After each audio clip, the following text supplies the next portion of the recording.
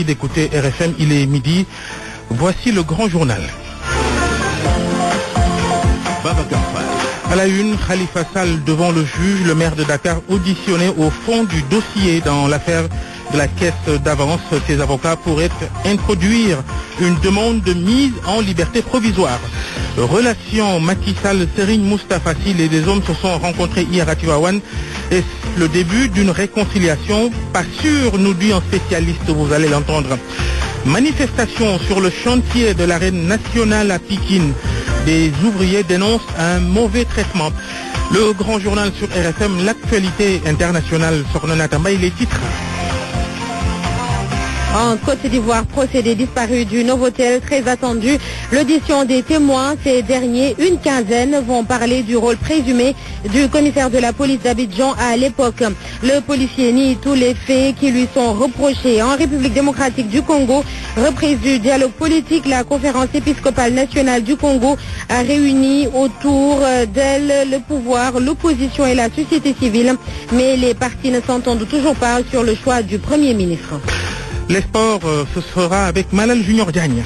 Basketball, début du tournoi de la zone 2 à Bamako, Mali. Les Lions du Sénégal jouent à 16h contre le Cap-Vert. C'est le premier match du tournoi pour la phase aller Ligue des Champions en Europe. Le Bayern de Munich retrouve le Real de Madrid en quart de finale, alors que l'FC Barcelone, tombeur du PSG, va retrouver la Juventus de Turin. Handisport, l'équipe de Pikine Basket Handisport vise la plus haute marche du podium. Leader du championnat, les Pikinois veulent finir champions cette saison. D'un point de vue aujourd'hui, nous allons parler foot avec la chute d'Issa Hayatou. Quels sont les chantiers urgents du football africain? Le débat aux alentours de 12h30 et puis la chronique de Mahmoud Ibrakan, chronique du vendredi. À réécouter, bienvenue.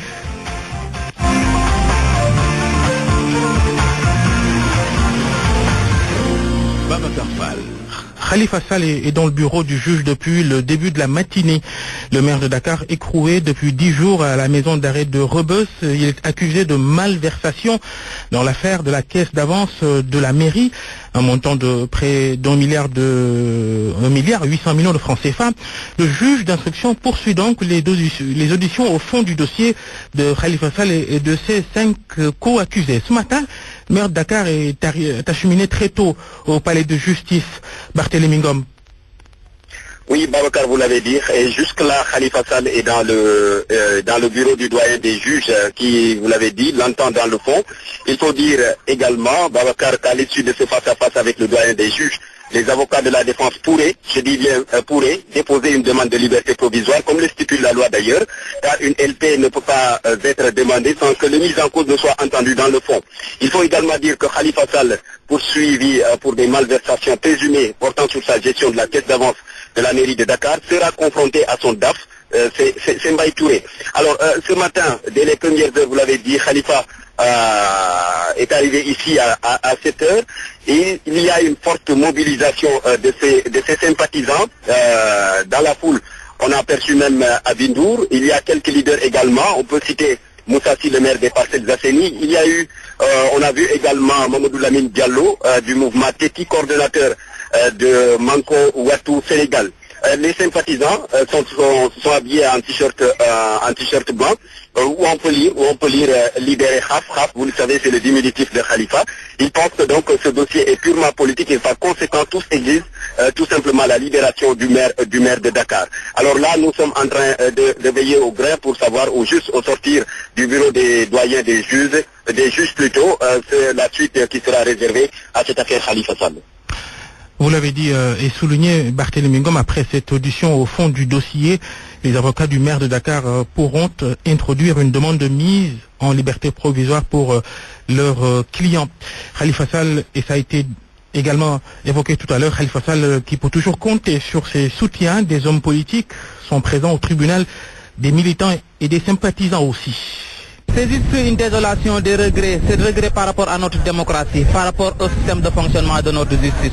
Parce que si on voit du début jusqu'à la fin, la justice est en train d'être politisée pour liquider des adversaires politiques. Il a été toujours cité parmi les meilleurs gestionnaires, les meilleurs maires à travers les audits que l'ARMP, la Cour des comptes avait déjà fait. Donc revenu aujourd'hui accusé de détournement, c'est quelque part incohérent. Si on prend l'angle des chefs d'inculpation qu'a retenu le procureur, enrichissement illicite, Khalifa leur a dit la CREI que tout le monde craint, amenez-moi à la CREI. Tout ce que je possède, je pourrais me justifier où je l'ai pris, de quelle manière je l'ai eu. Blanchiment de capitaux, c'est ce deuxième chef d'inculpation qui est sorti ex nihilo, que tout le monde, personne ne sait où on est allé prendre, comme c'était un délinquant, un trafiquant de drogue. Ce sont des motifs créés de toutes parts parce que le procureur de la République, dépendant du ministère de la Justice, il n'a fait que appliquer les directives qu'on lui a données d'en haut. Ce sont des actes politiques à laquelle nous allons répondre politiquement. Vu la trajectoire de l'homme politique, l'homme qui incarne toujours la bonne gouvernance, la sobriété comme Macky Sall a l'habitude de nous le dire. Sous prétexte qu'il est l'adversaire redoutable de Macky Sall, qui peut lui empêcher d'avoir sa majorité au niveau de l'Assemblée nationale et aussi ses potentiels adversaires pour les élections présidentielles à venir. Donc ce Khalifa Sall là, pour l'éliminer, il faut l'accuser. C'est ce que le régime a fait. Utiliser la justice pour lancer politique, tout cela, c'est politique. Des propos recueillis par Barthélémy Ngom. La caisse d'avance de la mairie de Dakar a-t-elle servi à acheter des denrées de première nécessité, le mil, le maïs ou encore le riz en tout cas? Un tour sur quelques marchés de Dakar, les commerçants caisse d'avance, ils connaissent pas. Un reportage de Mohamed Ali Mouba. Ibrahika est grossiste au marché Tilène. L'homme vend du mil, du maïs et quelques grains d'arachide. La plupart. Voilà plus de 10 ans qu'il s'active dans ce petit métier. Durant toute cette période, il affirme n'avoir jamais honoré une grosse commande venant d'une quelconque mairie. Non, pour l'État, non, je n'ai pas vu. Pour l'État, non. Il n'y a personne ici qui vient acheter 10 000 pour faire des cadeaux pour les gens. Non. Ah bon? Non. Depuis quand vous êtes là? Depuis 2004, je suis là. Ceux qui viennent acheter, ce sont toujours les mêmes. Les petits revendeurs, les détenteurs de moulins à mil, ceux que nous demandent guère Issa Niass. danañ ko fiy jënd waaye nag maanaam ñuy ñëw fii di ko fi commande yu mag yooyu moom wax dëgg yàlla man gisuma ko man wax dëgg yàlla man nag li ma koy jaay bëriwul sax waaye xam naa ne daal ñu ko fiy commande yu mag yooyu daal nga xam ne dañ koy jox ngir nit ñi. Nous quittons le marché Tilène pour Grand Dakar. Nous rencontrons là-bas un homme peu bavard. En matière d'affaires, il semble adopter la discrétion. Difficile de lui tirer les verres du nez, mais il se résout quand même à nous confier ces quelques mots. Non, man dama mënul yooyu liggéey rek sama liggéey li ma may mooy. amoo moyen yu bëri. ah moyen la amul daal. mais gis naa magasin bi. waaw mais magasin bi moom. Pour le moment, ces revendeurs déclarent attendre toujours ce genre de commande, puisque selon eux, ce n'est pas encore le cas, pas en tout cas à leur niveau. L'affaire Khalifa Sall et les milieux religieux, les milieux confrériques. On en parle surtout au lendemain des obsèques du Khalif des Tidjanes, Serigne Cheikh Tidiane Sy Al Maktoum. C'est parce que son fils, Serigne Moustapha Sy, a soutenu publiquement le maire de Dakar. Et ça en était pris d'ailleurs au président de la République, rappelez-vous, lors d'une conférence de presse de Khalifa Sall. Hier, lors donc de ses obsèques, les obsèques de son père, Serigne Moustapha Sy a accueilli, et d'ailleurs très chaleureusement, le président Macky Sall. Comment faut-il interpréter cette image? Les deux hommes vont-ils se réconcilier? Nous avons posé la question à un enseignant-chercheur en sociologie politique, le professeur Ibou Sané de l'université Cheikh Anta Diop. Il est interrogé par Georges Déthié Diop. Je ne pense pas qu'il puisse y avoir réconciliation, parce que s'il y avait réconciliation, les deux camps auraient peut-être émis du haut de la tribune où ils étaient quelques sentiments ou quelques éléments qui iraient dans le bon sens.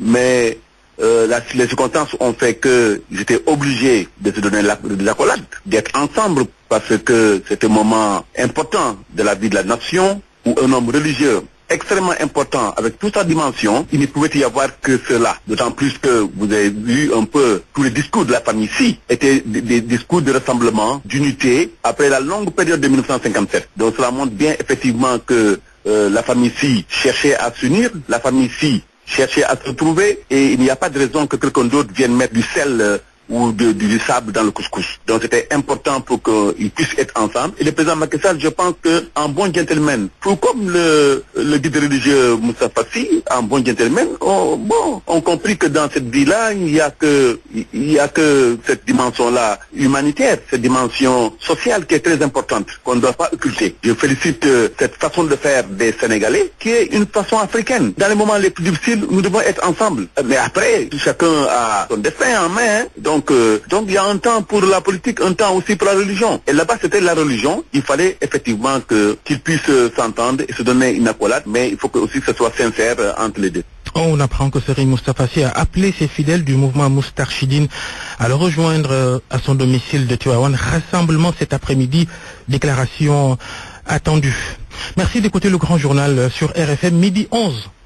Sur RFM au moins, on a des informations sûres et utiles. RFM, la radio de toute l'actualité. Et toujours pas de nouvelles du nouveau-né enlevé, volé il y a une dizaine de jours dans la maternité de l'hôpital régional de Ziguinchor. Bébé de sexe masculin. L'enquête ne donne rien pour l'instant. Les parents du nourrisson, ils sont inquiets, Lamine Ba. Il n'y a toujours pas de traces du bébé volé à la maternité de l'hôpital régional de Ziguinchor le 6 mars dernier, malgré les recherches entamées depuis lors pour tenter de le retrouver. À l'hôpital régional de Ziguinchor, le personnel de santé est toujours bouleversé par cette affaire qui taraude les esprits de nombreux Ziguinchorois. Ce qui étonne jusqu'ici, c'est qu'aucun profil du voleur ne serait encore dessiné selon nos sources, compliquant davantage les recherches en cours. Les informations distillées aux premières heures de l'éclatement de l'affaire faisaient état d'une femme encagoulée. Mais à côté de cette version émerge désormais celle d'un homme qui se serait servi d'une burqa pour commettre son forfait selon le père du bébé Amadou Kamara. Tout compte fait, le peu d'informations obtenues sur l'auteur de cet acte 10 jours après ouvre la voie à toutes les formes de supputation sur cette affaire. Désespérée par plusieurs jours de recherches infructueuses, Diary Mané, la mère du bébé, est inconsolable selon son mari.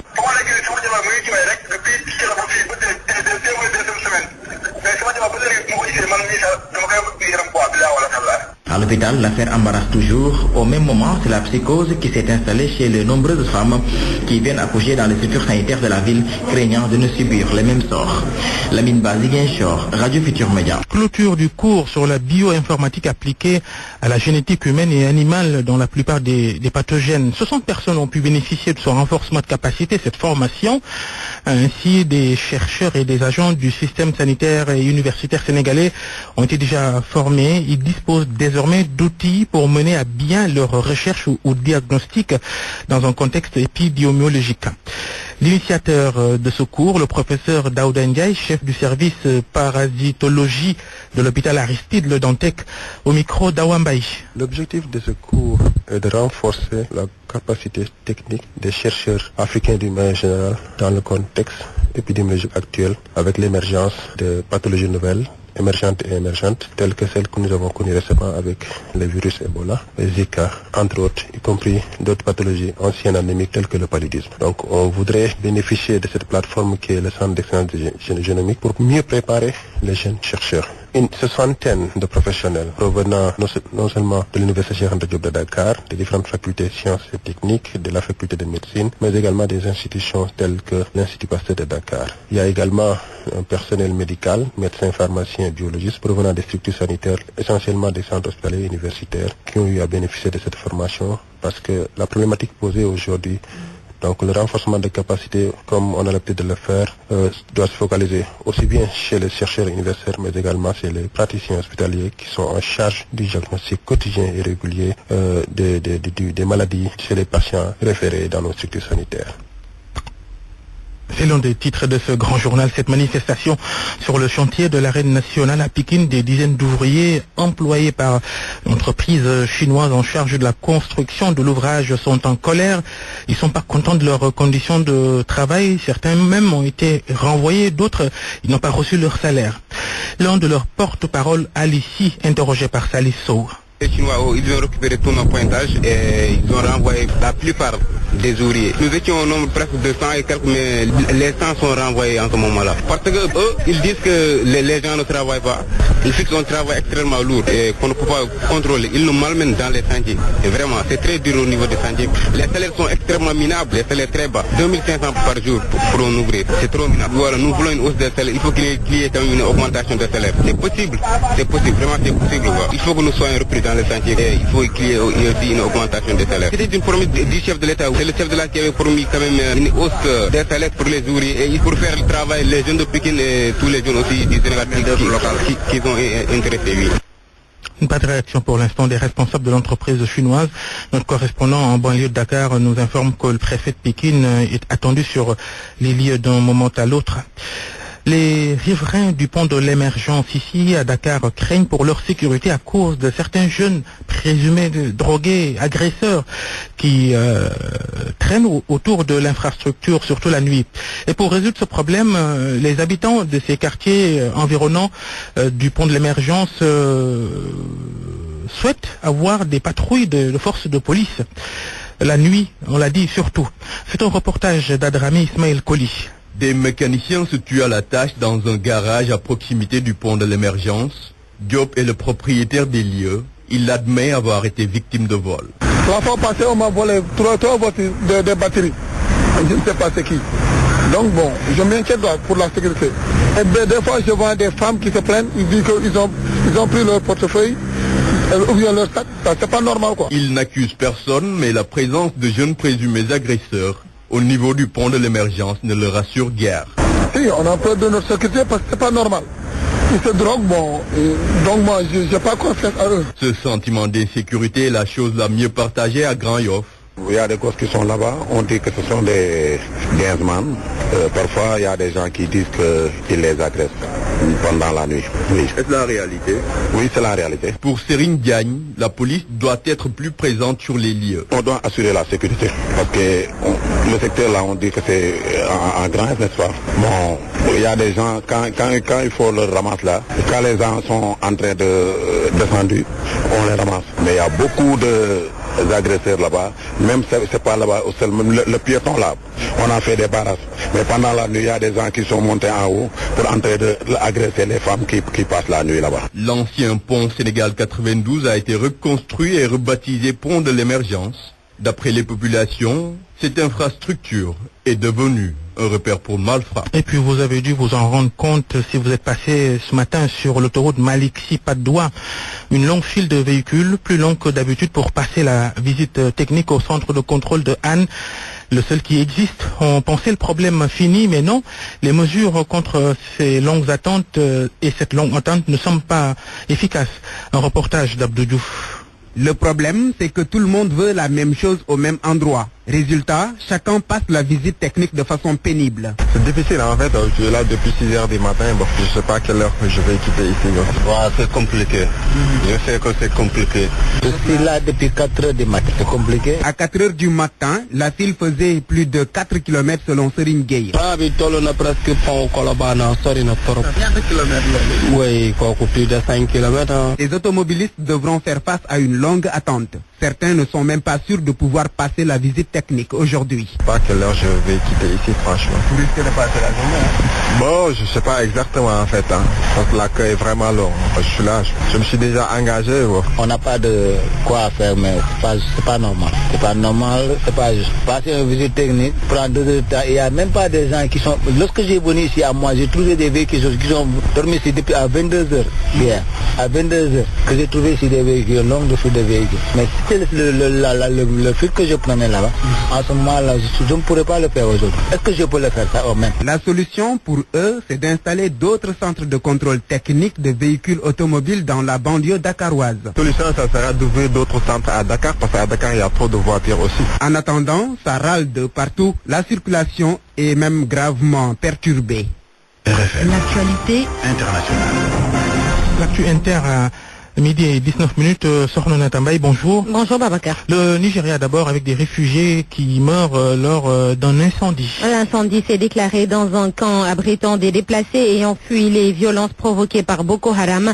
On compte 3 victimes. Le site accueille plus de 6200 personnes et il est situé à environ 35 km de la capitale de l'état du Borno, Maïdougouri, le berceau de Boko Haram. Dans les camps de déplacés, les personnes vivent en majorité dans des tentes de fortune. La Côte d'Ivoire, on attend la version des témoins dans le procès des disparus du Novotel. Après l'audition des accusés, c'est au tour des témoins. Ils devront apporter de nouveaux éléments 4 semaines après le début des audiences. Au centre du dossier, l'ancien commissaire de la police d'Abidjan, Sodatiam. Les premiers témoins vont donc éclairer le rôle du commissaire Osé Logoué dans cette affaire du Novotel. Le policier a reconnu avoir déplacé les corps sans vie de 4 victimes, mais il rejette les autres faits qui lui sont reprochés. Il est notamment suspecté d'avoir abattu l'un des otages. Le préfet de police d'Abidjan raconte que le 4 avril 2011, lors de l'enlèvement, les policiers avaient reçu l'ordre de rentrer chez eux. La situation avait été confiée à l'armée. La question que tout le monde se pose, c'est que faisait le commissaire à la présidence? L'accusé dément catégoriquement être un proche des milices de Gbagbo aux idées radicales. D'après son avocat, il dit la vérité et en l'absence de preuves matérielles, c'est sa parole contre la parole des témoins. Ces témoins, une quinzaine au moins, seront entendus par la cour d'assises de Yopougon. Sodatiam, Sorno Natambaye, direction la République démocratique du Congo avec la reprise du dialogue politique. Une reprise sous la supervision de la Conférence épiscopale nationale du Congo. La majorité, l'opposition et la société civile étaient réunies autour de la CENCO. Toutefois, la situation n'évolue guère. Selon le vice-président de la CENCO, il y aurait une sorte d'inconscience, d'insensibilité face à la gravité de la situation. Parmi les points d'achoppement, le mode de désignation du Premier ministre. La majorité veut proposer 3 noms au président Kabila. De son côté, le rassemblement de l'opposition souhaite désigner un candidat unique. Une rencontre est prévue entre le chef de l'État et son candidat Premier ministre. On reste en RDC pour évoquer cette fois la situation des droits de l'homme. Le gouvernement et des ONG prévoient de mettre sur pied un cadre d'échange. C'est après avoir débattu d'un rapport accablant sur la violation des droits de l'homme dans le pays. Les organisations de défense des droits de l'homme veulent voir ce qui se passe dans les prisons, surtout les détenus dits politiques. Le ministère de la Justice est favorable à la requête, mais refuse d'admettre l'existence de prisonniers politiques. L'Ouganda, pour terminer, le porte-parole de la police assassiné et devant son domicile. Le drame s'est produit ce matin à Kampala alors qu'il se trouvait dans son véhicule avec 2 autres policiers. Des hommes lourdement armés ont ouvert le feu selon un témoin. 2 motos sont arrivées par l'arrière du véhicule. Le chauffeur a tenté d'accélérer, mais les assaillants ont réussi à cribler la voiture de balles. Le porte-parole de la police, très populaire en Ouganda, avait supervisé la brutale répression policière contre un mouvement de protestation de l'opposition en 2011. Une manifestation après une élection présidentielle très controversée, Babacar. Elle s'appelle Sorno Natambaye. Merci. Parole aux auditeurs. L'actualité, qu'en pensez-vous? Moi, je pense que vous devez. Réagissez dans nos éditions d'information sur l'actualité. Bonjour. Oui, bienvenue sur cette antenne d'RFM. Du lundi au vendredi, vous avez la parole sur RFM. Point de vue, tout à l'heure, on parle foot, la chute d'Issa Hayatou. Quel chantier pour le nouveau président de la Confédération africaine de football, le malgache Ahmad.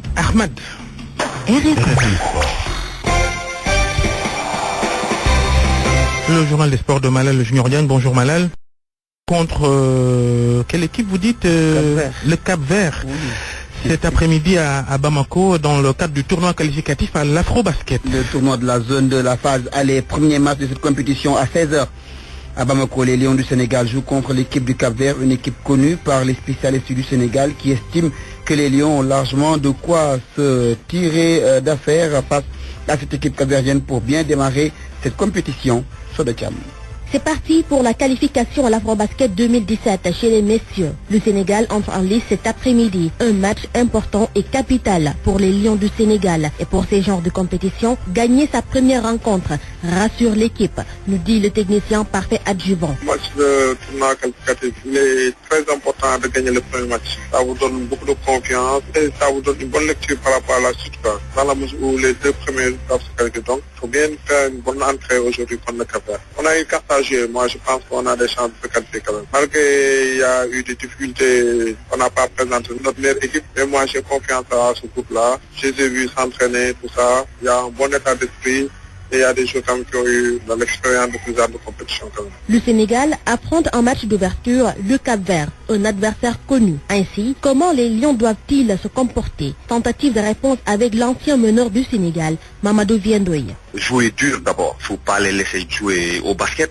Parce que c'est une équipe très très joueuse, mettre une bonne défense et puis en attaque vraiment faire tourner la balle et être patient. Parce que d'habitude, si vous venez en attaque à 7 secondes, 8 secondes, tirer la balle, c'est sûr et certain que vous n'aurez pas beaucoup de chance de beaucoup scorer. De toute façon, on a des joueurs qui connaissent ces Cap-Verdiens-là, qui vont jouer avec ces Cap-Verdiens. Donc moi, je pense qu'il faut avoir des atouts pour pouvoir battre cette équipe capverdienne. Le Sénégal a un double objectif, remporter le tournoi synonyme de qualification directe à l'Afrobasket 2017 et s'ouvrir les portes du prochain tournoi qualificatif au mondial. Au sein de la tanière, on respire la forme et la confiance, en plus de la sérénité, selon Khoré Chicham, un des ailiers de l'équipe nationale fort de cette équipe du Sénégal, joint par Solacham. On est là, ici au Mali, depuis Bamako. Tout se passe bien, l'atmosphère de l'équipe, alhamdoulilah. Les joueurs sont prêts physiquement et mentalement à affronter toutes les équipes et à entrer positivement dans le tournoi de la zone de aller Mali. Donc là on est prêt. On se prépare pour le match de ce soir. Donc les coachs et tout le staff aussi sont prêts. Donc nous vous demandons pour le public sénégalais, près ou loin, de prier pour nous et de nous supporter. Inch'Allah, tout se passera bien et on va gagner et on viendra sur Dakar avec la qualification, Inch'Allah. Sénégal, Cap-Vert, c'est donc à 16h heure de Dakar, à 18h le Mali, pays organisateur, joue contre la Guinée. On parle football maintenant, Mala Junioriane, la Ligue des champions en Europe, les quarts de finale, les affiches connues. Oui, les affiches connues avec du lourd pour les Espagnols. L'équipe de FC Barcelone va affronter la Juventus de Turin alors que le Real de Madrid aura comme adversaire le Bayern de Munich. L'AS Monaco sera opposé au Borussia Dortmund alors que Leicester, champion d'Angleterre, fera face à l'Atlético Madrid. Du handisport, l'AS Pekin veut finir championne cette année. Oui, actuellement leader du championnat national après 4 journées. L'équipe de Pekin Handi Basket veut monter sur la plus haute marche du podium à la fin de la saison. Vice-champion en titre, les Pékinois se disent prêts à tout mettre en œuvre pour gagner ce championnat. Nous avons joint ce matin le président de l'équipe, il s'appelle Cheikh Ndiaye, nous l'écoutons. On a fait une bonne préparation, raison pour laquelle actuellement on est à la 4e journée et nous sommes le leader du championnat avec 4 matchs, 4 victoires. L'année passée, nous étions, si on a vraiment tout ce résultat positif, c'est parce qu'on a un maire qui a compris que gérer une affaire de l'État, c'est de le faire sans discrimination. Sur ce, il nous donne une subvention chaque année. C'est cette subvention qui nous a permis de recruter de bons joueurs qui fait qu'aujourd'hui nous sommes le leader du championnat. Notre objectif c'est de gagner le championnat saison 2017. Présentement, au moment où je vous parle, on doit jouer avec l'équipe de Ziguinchor demain. Les joueurs même sont sur place à Ziguinchor actuellement. À côté de ces bons résultats, quelles sont les difficultés auxquelles vous faites face? Les difficultés, c'est d'abord les fauteuils roulants que nous utilisons. C'est pas des fauteuils adaptés. Parce que pour avoir un fauteuil adapté, il faut sortir maximum 1 million à 1,5 million.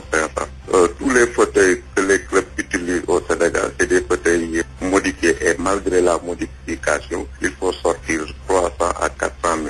Donc nous avons des problèmes de fauteuils roulants. Ensuite, nous avons un problème de terrain adapté au sport des personnes handicapées. Nous avons énormément de difficultés. programme donc de cette 4e journée, Ziguinchor contre Pikine, handi basket à Ziguinchor, à Kaolack reçoit Guédiawaye. Mbour est à Rufisque pour affronter l'équipe de Rufisque. Dimanche, Baobab joue contre Dakar Plateau. On termine Babacar avec la 14e journée de la Ligue 1 sénégalaise. Demain samedi à Demba Diop à 16h, l'AS Douane joue contre Niary Tally. À 18h, une belle affiche qui va opposer le Jaraaf de Dakar à l'équipe de Djambar de Sali. À Aline Sitoé Diatta, l'équipe du Casa Sport au pied du podium reçoit le leader Génération Foot. C'était le journal des sports, c'était Malal Junior Diagne. Je vous l'avais dit. RFM, la chronique du jour. La chronique du vendredi de Mahmoud Ibra Kane, Serigne Cheikh Ahmed Tidiane Sy Al Maktoum. Qui peut jurer la main sur le Saint-Coran qu'il connaissait du début à la fin, Serigne Cheikh Ahmed Tidiane Sy Al Maktoum? Même ceux qui ont eu la chance de le côtoyer, y compris dans son propre entourage, vous répondront avec une extrême prudence. De son étymologie, Al-Maktoum ne signifie-t-il pas le mystique? Serigne Cheikh, le khalife général des Tijanes, qui vient de retourner à son Seigneur, était le mystère fait homme. Le mystère dans toute sa plénitude. Il fallait être un ascète de sa dimension, c'est-à-dire un adepte d'une vie austère, faite de spiritualité, de mortification et d'abstinence, pour être 5 longues années durant le khalife général d'une communauté comme la Tijaniya sénégalaise, sans jamais apparaître en public. Qui plus que lui est capable d'une telle retraite spirituelle? Une retraite spirituelle qui ne l'avait pas empêché d'être un homme de son temps, un citoyen du monde. Al-Maktoum, un cas rare, voire singulier dans la Oumma et dans le monde. Son silence était parlant et sa parole était silencieuse. Sa communication très courue à l'occasion du célèbre gamou du champ de course à Tivaouane ou lors de la non moins célèbre université du Ramadan des Moustarchidines ou Al-Moustarchidati, dont il était le guide spirituel, était inaccessible au commun des mortels. Une communication par parabole donc ésotérique, qui n'était compréhensible que des initiés. Une telle ascèse requiert une exégèse. Le plus grand défaut de l'homo sénégalensis étant son amnésie facile, la meilleure reconnaissance à l'endroit de Serigne Cheikh Ahmed Tidiane Sy Al Maktoum, c'est justement de faire en sorte que son immense œuvre soit à jamais vivante dans la mémoire collective et individuelle. Un homme multidimensionnel mérite un hommage exceptionnel. Parce que multidimensionnel, toutes les sciences doivent être mises à contribution pour que son œuvre soit pleinement restituée, perpétuée et immortalisée. D'Al Maktoum, les exégètes de l'islam et de toutes les religions, de la Tijaniya, du dialogue interreligieux, de l'histoire, de la philosophie, du droit, de la science politique et économique, une liste loin d'être exhaustive, ont chacun sa part à compter et à raconter. Tel était l'homme de Dieu Al Maktoum, et on perdrait doublement Serigne Cheikh Ahmed Tidiane Sy si jamais on s'abstenait de ce travail de mémoire, comme souvent à l'endroit de nos grands hommes. Oui, Mahmoud Ibra Kane, et maintenant, que dire de son remplaçant à la tête de la confrérie des Tidianes? Babacar Al Maktoum, le mystique et le savant, parti. Alamine, l'unificateur, s'installe. Telle est la volonté divine. Jeune frère de Serigne Cheikh Ahmed Tidiane Sy et fidèle porte-parole de tous les khalifes depuis 1950, du temps déjà de son père Seydi Ababakar Sy, le nouveau khalife général des Tijanes, Serigne Abdul Aziz Sy, est aujourd'hui le guide de toute une communauté, avec toute la spiritualité, toute la culture et toute la légitimité requise. Après Dabar, Boram Daraji et Al Maktoum, dans le sillage de Seydi El Haj Malik, le fondateur, et son héritier Seydi Ababakar Sy, le continuateur, voici venue l'heure de celui qu'on pourrait surnommer Borom Kadougi, ou la voix de Tivaouane. Bienvenue à Lamine. Amin. Merci Mahmoud Ibra Kane pour cette chronique midi 33. La presse du jour. La revue de presse de ce vendredi préparée par Georges Détidiop. Après la disparition de Serigne Cheikh Tidiane Sy, le deuil. L'Observateur affiche à sa une le lieu où repose Al Maktoum, le mausolée du Cheikh. L'Obs, comme les autres titres, consacre quasiment sa livraison du jour aux funérailles de Serigne Cheikh Ahmed Tidiane Sy Al Maktoum. Un reportage au mausolée du défunt. Mon confrère qui se fait aussi l'écho de la pluie d'hommage rendue au défunt. Les condoléances du chef de l'État, Macky Sall, qui a déclaré que Al Maktoum a toujours été un modèle de grandeur et d'humilité. Ce qui fait dire au quotidien Le Soleil que Macky Sall loue la dimension exceptionnelle d'Al Maktoum. C'est vers 14h30 que le chef de l'État est arrivé à Tivaouane hier. L'Obs qui souligne qu'il a été accueilli par le fils du défunt Khalif n'a pas manqué de relever la séance d'accolade entre Macky Sall et Moustapha Sy. Le journal du groupe Futur Média consacre un article au nouveau Khalif général, Al-Amin, qu'il appelle le régulateur. Serigne Abdoulaziz Sy Al Amine, à qui la famille de Maodo a fait allégeance. Oui, selon Vox Populi, Tivaouane fait allégeance à Al-Amin. Tous unis donc autour du nouveau Khalif des Tidjanes.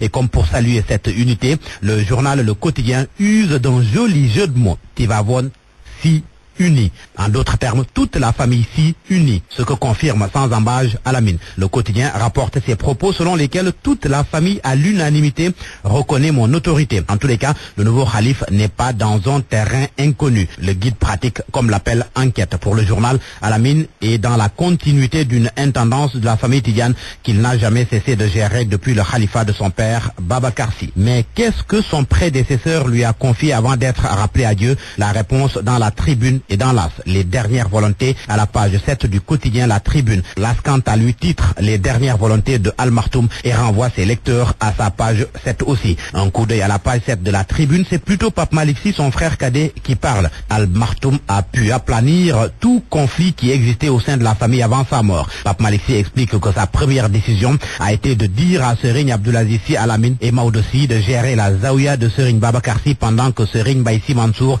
et Pape Malick Sy vont se chargé de la Zaouia de Serigne El Hadj Malick Sy. Dans l'As, Pape Malick Sy confie que Al Maktoum a toujours dit qu'il n'aimerait pas rejoindre sa tombe sans qu'il n'y ait l'unité et l'entente au sein de la famille. Veut exaucer selon lui depuis 2012 avec les 2 bourdes dont il avait personnellement tracé la charpente. L'autre actualité, Khalifa Sall devant le doyen des juges ce matin. C'est pour être entendu sur le fond du dossier. Il ne sera pas le seul. Mbaye Touré, Amadou Mokhtar Diop et Yatma Diaw seront devant le juge. Libération renseigne d'ailleurs que les auditions dans l'affaire de la mairie de Dakar ont débuté hier avec le passage d'Ibrahima Traoré du GIE Tabar, sa sœur Fatou Traoré, Yaya Bodian, l'ancien et le nouveau percepteur. Tous ont été interrogés dans le fond. Fait notoire, selon Libération, le comptable a soutenu n'avoir jamais vu de stock de riz ou de mil. En sport, ça sent le malaise dans la tanière. C'est en tous les cas la lecture que 11 Sports fait de la décision de Pape Kouli Diop de quitter l'équipe nationale de football du Sénégal. Le joueur évoque des raisons personnelles, mais pour 11 Sports, ce départ suscite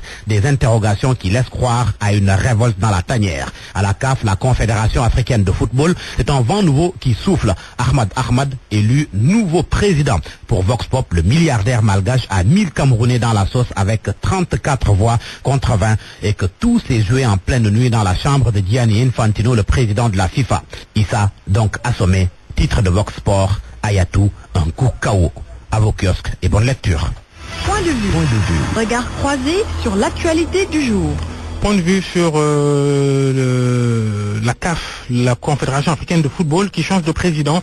Issa Ayatou a été battu hier à l'élection du nouveau président donc de l'instance du foot continental. Le Camerounais a passé 29 ans à la tête de la CAF. Son remplaçant s'appelle Ahmad. Il est de nationalité malgache. Et pour parler des chantiers du football africain qui attendent le nouveau boss du foot africain, nous sommes avec 2 interlocuteurs, le professeur Abdoulaye Saro, enseignant à l'université Cheikh Anta Diop de Dakar, chercheur en droit et économie du sport, fondateur du master de droit du sport à l'UCAD. Bonjour.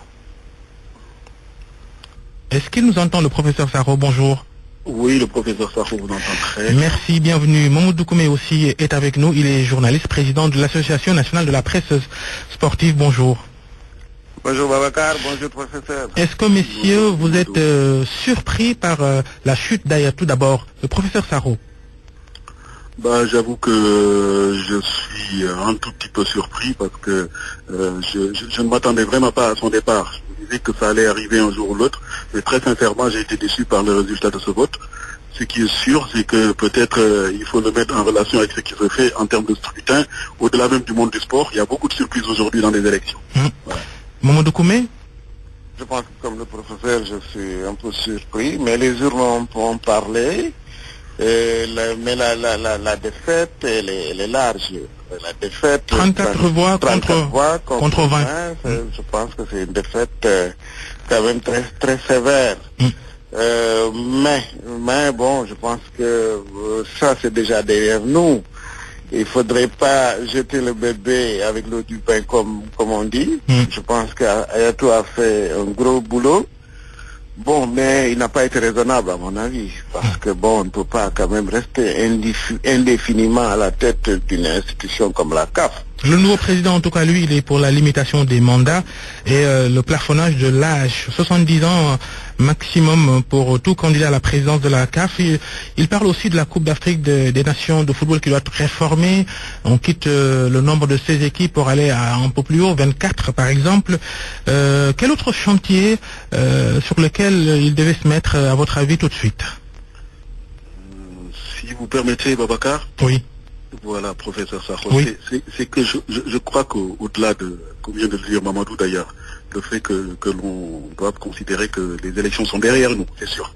Maintenant, au-delà de la gouvernance stricte et des règles de gouvernance stricte de limitation de mandat, je crois qu'il y a des défis énormes qui attendent le football africain aujourd'hui. Oui. Et parmi ces défis, le premier, à mon avis, celui sur lequel il doit se pencher, c'est pas le football africain international, mais c'est le football local africain. On a vu l'UEFA soutenir beaucoup, mettre beaucoup d'argent dans les championnats européens. C'est pas le cas de la CAF. Et c'est ça qu'il faut faire aujourd'hui. C'est ça qu'il faut faire. Quand on veut parler de football africain, c'est pas seulement attendre que ce soit des mécènes ou des milliardaires, comme on dit, qui viennent investir.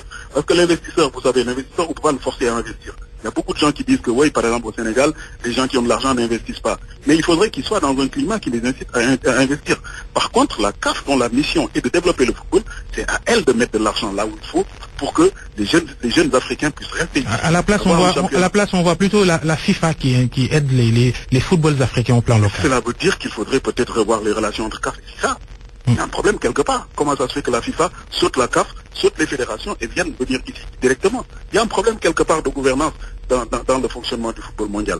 Moi, je suis convaincu d'une chose, ce monsieur qui va arriver, que je ne connais vraiment pas du tout, donc il aura le bénéfice du doute et le préjugé favorable. On le verra à l'œuvre en tout cas. Mamadou Koumé, ces chantiers, vous pensez qu'il faudra, par exemple, tout de suite mettre beaucoup de moyens dans les championnats locaux africains? Bon, vous parlez à un économiste, le professeur Sakho. Je pense que oui, le football reçoit beaucoup d'argent. Le football reçoit beaucoup d'argent par rapport à une période toute récente. Et je pense que le professeur l'a dit. Il est important d'investir dans le football des jeunes aujourd'hui. Regardez, par exemple, je prends l'exemple de notre pays, il n'y a pas de championnat pour les juniors. Il n'y a pas de championnat pour les juniors. Les petites catégories de façon générale. Comment vous pouvez espérer représenter valablement votre pays ou sortir des joueurs talentueux quand il n'y a pas de compétition régulière? Je pense qu'effectivement, c'est un chantier sur lequel il faudra investir. Il faut que l'argent du football revienne au football. Maintenant, la difficulté du nombre, quand vous avez 56 fédérations membres, 54, 55 bientôt. Alors, est-ce que vous pensez que ce sera facile si chaque championnat de première division compte 20 clubs multipliés par 55, où est-ce que la CAF devrait trouver tous ces moyens? Vous savez, je vais vous dire une chose, les moyens, ils sont là. Je crois que on se focalise quelquefois sur ce qui est juste visible. Il y a d'autres choses. Moi, je considère aujourd'hui que dans les défis, on a parlé aujourd'hui de football local, dans les défis, on peut retrouver la formation dans les métiers du sport, les anciens sportifs qui peuvent aider. On peut trouver également l'appropriation réelle par l'Afrique de manifestations sportives qui sont africaines. Je ne comprends pas comment ça se fait que, quand on organise la CAN, ce sont des entreprises multinationales internes de l'autre côté qui viennent se consolider. Quand on fait la CAN, je ne comprends pas que pour la couverture média, on doit passer par un intermédiaire. C'est lié à l'environnement économique du continent, peut-être?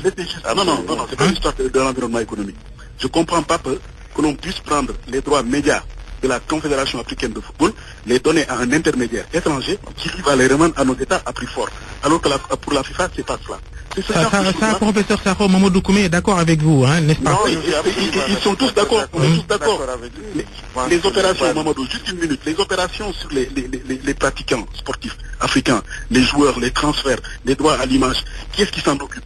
Pourquoi c'est pas les Africains qui s'en occupent? Pourquoi il n'y a pas d'agents étrangers, d'agents africains qu'on impulse par le biais de la CAF ou des États dans ces transferts-là? Dans le transfert de Sadio Mané, quel est l'Africain qui a gagné quelque chose? Peut-être une petite indemnité de solidarité à son club formateur. Il y a des choses sur lesquelles, je crois, il faudrait qu'on se penche sérieusement.